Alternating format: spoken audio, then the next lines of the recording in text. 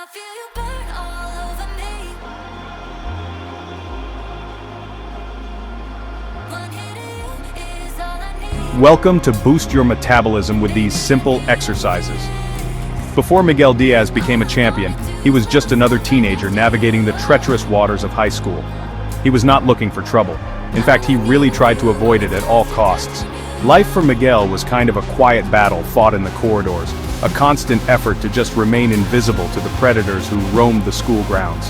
His days were defined by this quiet anxiety, a sense of being perpetually on the defensive without having any of the tools to actually defend himself. He was intelligent, kind-hearted, and possessed a quiet strength, but honestly, those qualities offered little protection against the brute force of teenage cruelty and the relentless social hierarchies that totally ruled his world. His world was a small one, centered around his loving mother and grandmother, a safe haven from the external pressures he faced daily. Yet this sanctuary couldn't follow him into the battlefield of West Valley High. Every morning was a new challenge, a fresh test of his ability to blend in and escape notice. He was not a fighter by nature, nor did he aspire to be one.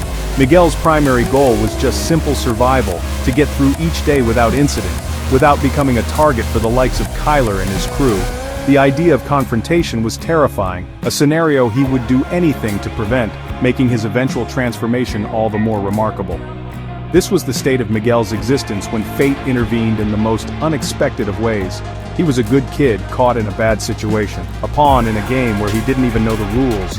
He was looking for confidence, a way to stand a little taller, but the path to finding it seemed impossibly steep, and honestly, shrouded in fear.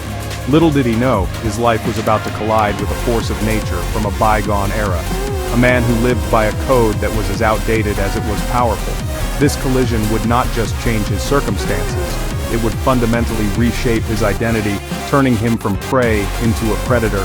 What Miguel needed was not just a friend or a mentor, he needed a savior, albeit a deeply flawed and reluctant one. He needed someone who understood the language of aggression, someone who could teach him how to speak it fluently. That savior came in the form of Johnny Lawrence, a down-on-his-luck handyman, haunted by the ghosts of his own past. Johnny was not looking to be a hero, he was simply trying to get by, lost in a world that had moved on without him. But in a grimy strip mall car park, their two disparate worlds were destined to violently intersect, sparking a journey that would redefine them both. The moment that changed everything was not born from some grand plan or noble intention. It was a messy, chaotic, and utterly brutal confrontation outside a local convenience store. Miguel, in a rare moment of standing up for someone else, found himself cornered by Kyler and his friends, the very bullies he'd spent so long trying to avoid. The situation escalated quickly, and Miguel was on the receiving end of a merciless beating. He was outnumbered, outmatched, and just utterly helpless. It was a scene that could have ended in serious injury, a traumatic memory that would have haunted him for years to come, confirming every fear he ever had about his own weakness and vulnerability. But then, Johnny Lawrence emerged. Having witnessed the injustice from his car, something inside him just snapped. It wasn't a calculated decision to play the hero, it was a primal reaction, a flicker of the old Cobra Kai spirit he had tried so hard to bury. He saw a kid being tormented, a reflection maybe of his own complicated past and his own deep-seated resentments. With a flurry of kicks and punches that were as precise as they were ferocious, Johnny dismantled the group of bullies. He did not hold back, he did not show restraint. He showed them what real fighting looked like, a stark and violent lesson in consequences. For Miguel, lying on the tarmac and nursing his injuries, this was more than just a rescue. It was a revelation. He had just witnessed something incredible, a display of power and confidence he could scarcely comprehend. In that moment, Johnny Lawrence was not just some random stranger, he was a warrior, a sensei, the answer to a question Miguel had not even dared to ask. The fear he had felt just moments before was replaced by a profound sense of awe and a dawning realization. This was what he needed.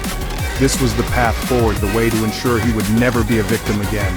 The encounter left an indelible mark on both of them. For Johnny, it was a reawakening of a part of himself he thought long dead, a reminder of who he used to be and maybe who he could be again. For Miguel, it was the beginning of everything. It was the spark that ignited a fire within him, a desperate desire to learn what Johnny knew. This was not just about fighting back against bullies anymore.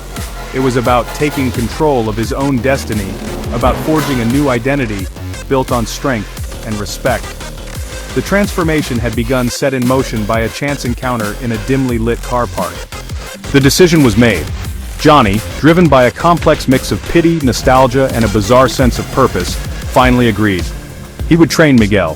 The first step was to resurrect the one thing that had given his life meaning, the Cobra Kai Dojo.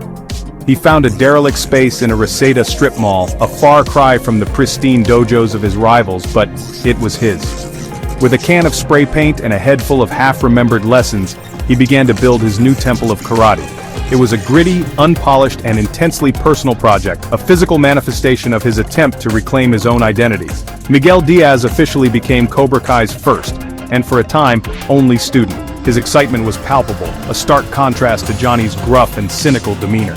For Miguel, stepping into that dojo was like stepping into a new world, a place where he could finally forge the strength he so desperately craved.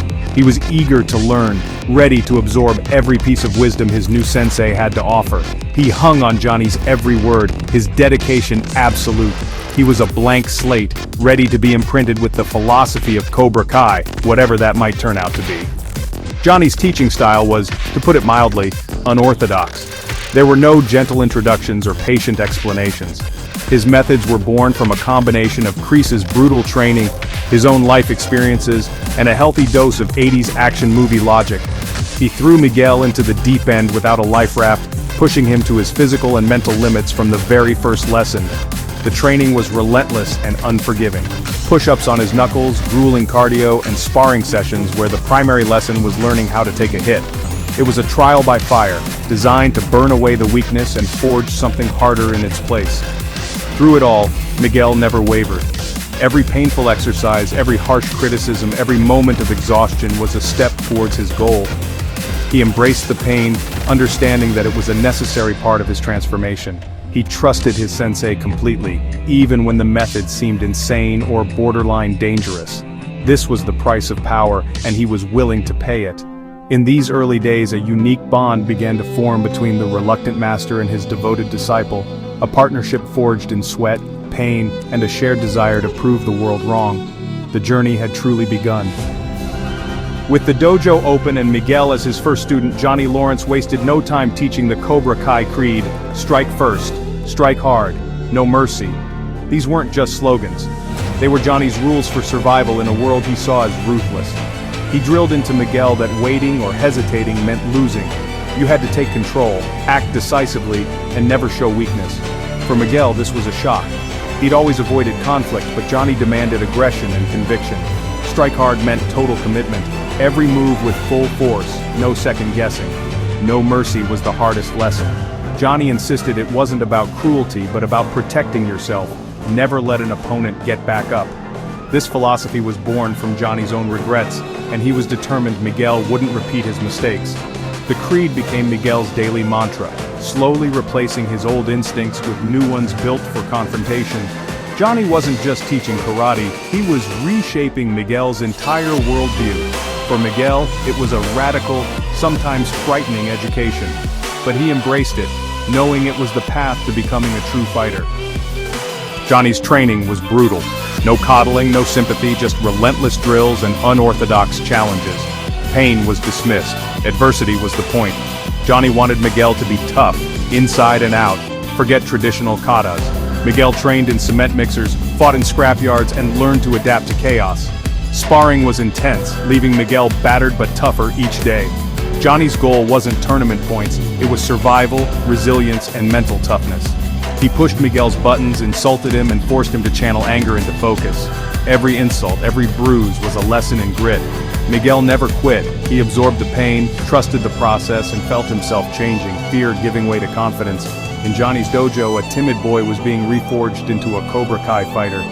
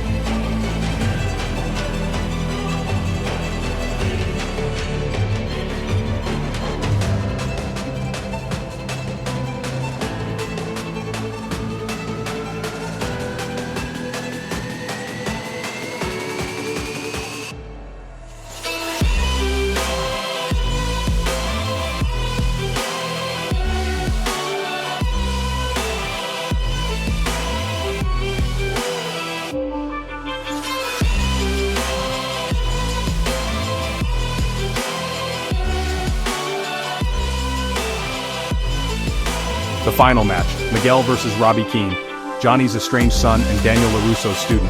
It was more than a fight. Cobra Kai against Miyagi-Do, aggression against defense, mentor against father. Robbie's defensive style clashed with Miguel's relentless offense. The match was brutal and close. Urged by Johnny's no-mercy creed, Miguel targeted Robbie's injured shoulder, a controversial move that blurred the line between confidence and dishonor. The desire to win outweighed hesitation. Miguel seized his chance and landed the decisive blow. The crowd erupted. Miguel Diaz was the new All-Valley Karate champion. He had transformed from bullied nobody to champion, validating every lesson and every hardship. Lifting the trophy, with Johnny's pride clear, Miguel's journey was complete. He was no longer just a fighter, he was a champion. He was Cobra Kai. The iconic mantra of Johnny's dojo, "Pain does not exist in this dojo," was more than just a catchy phrase, it was a core philosophical principle. From the very first lesson, Johnny was determined to recalibrate Miguel's relationship with pain. He taught him that pain was not a stop sign, but merely feedback, an indicator that the body was being pushed to new limits. By commanding Miguel to ignore it, he was teaching him to mentally override his body's natural instinct to quit when things get tough. This was a critical lesson for a boy who had once been paralyzed by the mere threat of pain, and it became a cornerstone of his developing fortitude. This lesson was reinforced through practical, often agonizing application. Whether it was doing push-ups on his knuckles on the hard floor or taking a direct hit during sparring without protective gear, Miguel was constantly exposed to physical discomfort. Each bruise, each scraped knuckle, and each aching muscle served as a testament to his growing tolerance. He learned to absorb a blow, shake it off, and continue fighting. This was not about becoming numb, it was about becoming mentally tougher than the pain itself. He was being conditioned to view pain not as a weakness to be hidden, but as a temporary sensation to be endured on the path to victory. This philosophy had a profound impact that extended beyond the dojo. By learning to push through physical pain, Miguel also developed the capacity to endure emotional and psychological setbacks. The taunts of bullies lost their sting when compared to the demanding reality of his training. The fear of failure began to diminish as he learned that every stumble, every loss in sparring, was an opportunity to learn and come back stronger. Johnny's harsh methods were, in their own twisted way, a form of exposure therapy, systematically desensitizing Miguel to the very things that had once held him captive and controlled his every decision. Ultimately, this mindset made Miguel mentally unbreakable. Every drop of sweat, every gasp for air, and every moment he refused to quit forged a new level of inner strength. When he wiped the blood from his lip during a fight and stepped back into the fray, it was a powerful statement. It showed that his spirit could not be easily broken. He had absorbed Johnny's lesson completely. Pain was inevitable, but suffering was a choice. And in the world of Cobra Kai, a fighter never chooses to suffer. As Johnny wrestled with the moral complexities of his teachings, his relationship with Miguel deepened far beyond the confines of the dojo. The shared journey of resurrecting Cobra Kai had forged a powerful connection between them, one that began to fill the voids in both their lives. For Miguel, whose own father had been absent for his entire life, Johnny became the de facto father figure he never knew he needed. He looked to Johnny not just for karate instruction but for guidance on life, girls, and the confusing path of growing up. Johnny, in his own awkward and often misguided way, stepped into this role with surprising dedication. Their bond was built not in grand gestures but in the small, quiet moments they shared. They bonded over cheap burgers and fizzy drinks, Johnny sharing stories of his youth and his questionable 1980s wisdom. He helped Miguel with his dating life, offering hilariously outdated but well-intentioned advice. He took an interest in Miguel's life outside of karate, meeting his mother Carmen and his grandmother, becoming an unlikely but welcome presence in their home. These moments showed a softer, more paternal side to Johnny, a stark contrast to the hard-nosed sensei who ruled the dojo. He was becoming family. In turn, Miguel became the son Johnny never had a proper relationship with. His own son, Robbie, was a source of constant pain and regret, a relationship fractured by years of neglect. Through mentoring Miguel, Johnny found a chance at a paternal do-over. He found someone who looked up to him, who valued his advice, and who gave him a sense of purpose beyond his own failures. Miguel's success became Johnny's success.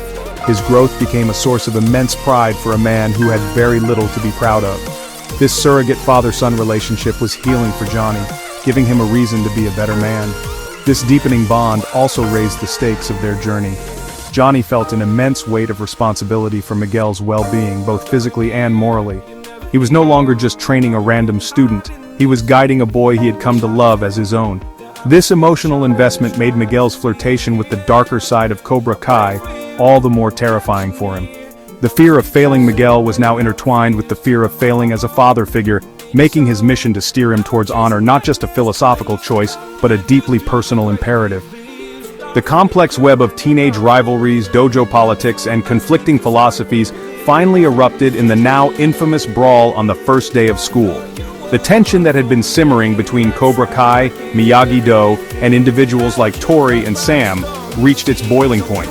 Miguel, driven by a volatile mix of love for Sam, loyalty to his dojo, and the aggressive instincts Johnny had instilled in him, found himself at the epicenter of the chaos. He fought with skill and ferocity, but his judgment was clouded by emotion. He was no longer the calm, controlled fighter from the cafeteria. He was a warrior fighting a war on too many fronts. The fight culminated in a brutal confrontation with his ultimate rival, Robbie Keane. At a critical moment, Miguel had Robbie at his mercy, pinned and defeated. In that split second, he faced a choice that would define his character. He remembered Johnny's recent clumsy attempts to teach him about honor and mercy. He remembered the lessons from Daniel LaRusso about balance. In a profound act of growth, Miguel chose to let go. He showed mercy. It was the very thing Johnny had been trying to teach him. A sign that he had finally understood that there was more to being a fighter than just winning.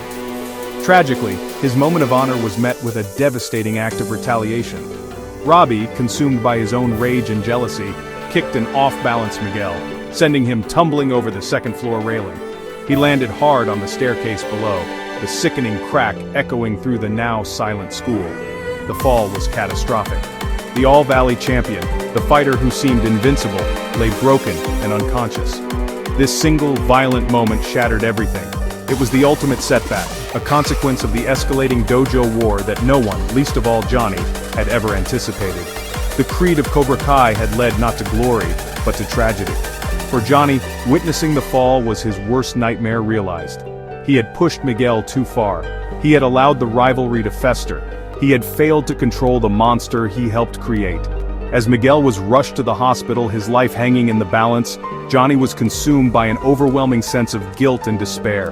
The bond they had built made the pain unbearable. This was not just his student lying in a hospital bed, it was his kid. The journey of transformation had taken a dark and tragic turn, and the path to redemption now seemed impossibly steep for both of them. Miguel's road to recovery was arduous, but his return to karate marked the beginning of a new, more profound evolution. The fall had been a brutal, life-altering event that forced him to reevaluate everything he had learned. The strike-first, no-mercy philosophy had led him to victory, but it had also led him to a hospital bed. He now understood in the most visceral way possible the dangerous consequences of unchecked aggression. As he slowly regained his strength with Johnny's unwavering support, Miguel's next chapter as a martial artist began not with a focus on winning, but with a search for balance. He was no longer just a Cobra Kai. He was a student of experience, ready to build a new identity from the lessons of his past. This search for balance led him, unexpectedly, into the world of Miyagi-Do. Training alongside his former sensei's rival, Daniel LaRusso, was a strange and enlightening experience. Here he was introduced to a philosophy that was the polar opposite of everything Johnny had taught him. He learned about defense, about finding peace before a conflict, and about the power of restraint. Daniel taught him to meditate, to perform katas with focus and intention, and to see karate not just as a weapon, but as a path to inner calm. These teachings were not meant to replace his Cobra Kai foundation, but to complement it, filling in the crucial gaps in his martial arts education. At first, the two philosophies clashed within him. The aggressive, forward-driving instinct of Cobra Kai warred with the patient, defensive principles of Miyagi-Do. For a time, Miguel felt torn, unsure of which path was the right one. However, his maturity and wisdom, forged in the crucible of his injury and recovery, allowed him to see the value in both. He realized that he did not have to choose. He could be both the unstoppable force of Cobra Kai and the immovable object of Miyagi-Do. He began to synthesize the two styles, creating a unique and formidable fusion that was entirely his own, honoring both his teachers in the process. This new, blended style made him a more complete and unpredictable fighter than ever before. He possessed the ferocious offensive power of Johnny's teachings, but it was now tempered with the calm precision and defensive mastery of Daniels. He could strike hard when necessary, but he also had the wisdom to block, evade, and wait for the perfect moment. He was no longer just reacting with anger, he was thinking, strategizing, and fighting with a clarity he had never before possessed. Miguel Diaz was becoming a new kind of warrior, one who understood that true strength was not found in a single creed, but in the harmony of opposing forces.